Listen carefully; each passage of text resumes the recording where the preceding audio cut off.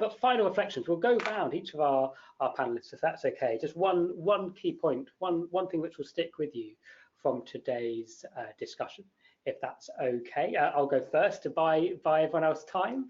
So I'll go, and then we'll go in reverse order. So Kate, then Merza, then Martin.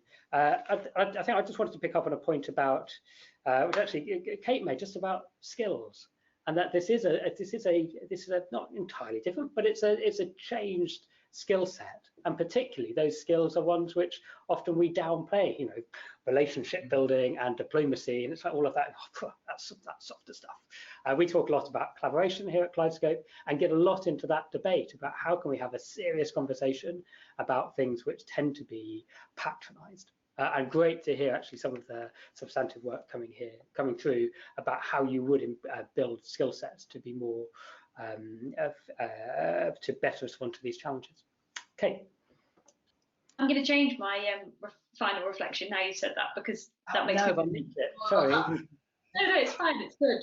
Yeah, in relation to that, really, that came through incredibly strongly. That this skill set, I don't even want to say the word soft skill because it, you know, is just so unhelpful. But that skill set was so crucial to how these wider networks viewed embedded researchers and their potential, because if nobody's feels able to access them and they're not approachable and diplomatic and making academic language, yes, they're maintaining rigor to where it needs to be and bringing that expertise and skill. If they're not also accessible to frontline staff and to managers who have little research knowledge and expertise, then really the role is not going to fill its potential. So yeah, I think that's my take-home message, that that skill set is arguably as crucial as the research methodology and the academic insight that they're bringing to the role.